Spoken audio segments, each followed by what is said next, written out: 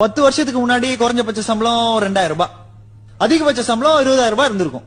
ஆனா இப்போ குறைஞ்சபட்ச சம்பளம் அதே 2000 ரூபாய் தான். ஆனா அதிகபட்ச சம்பளம் 2-3 லட்சத்துல போயிட்டு இருக்கு. இந்த ஊரு 2 லட்சம் ரூபாய் வாங்குறதுக்கு ஏத்த மாதிரி மாறிட்டு இருக்கு சார்.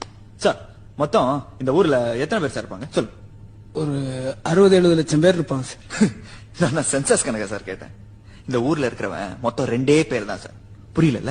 ஒருத்தர் ஸ்பென்சர் பிளாசாக்கு உள்ள இருக்கிறவன், ஒருத்தர் ஸ்பென்சர் பிளாசாக்கு வெளியே இருக்கிறவன், சத்தியம் தியேட்டருக்கு உள்ள இருக்கிறவன், சத்தியம் தியேட்டருக்கு வெளியே இருக்கிறவன், ஏடிஎம் சென்டருக்கு உள்ள இருக்கிறவன், ஏடிஎம் சென்டருக்கு வெளியே இருக்கிறவன் நம்ம ஆளு. சார் கிரெடிட் கார்டு வாங்கிட்டீங்களா சார்? டெபிட் கார்டு வாங்கிட்டீங்களா சார்? ஹோம் லோன் வாங்கிட்டீங்களா சார்? அது தூக்கி இதுல போட்டீங்களா சார்? இதை தூக்கி அதுல போட்டீங்களா சார்?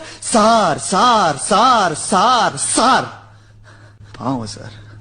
இந்த வாழ்க்கை, வசதி, சந்தோஷம் இதெல்லாம் இந்த MBA படிக்கிறவன், MCA படிக்கிறவன், அண்ணா யூனிவர்சிட்டியில இன்ஜினியரிங் படிச்சவன், டாக்டருக்கு படிச்சவன், இதெல்லாம் இவங்களுக்கு மட்டும் தானே சார்? எங்களுக்கு கிடையாது சார். நான் 2000 ரூபாய் பத்தலன்னு சொல்ல சார், பசி கொடுமை பட்டினி சொல்ல சார், பிச்சை கேட்கல சார்.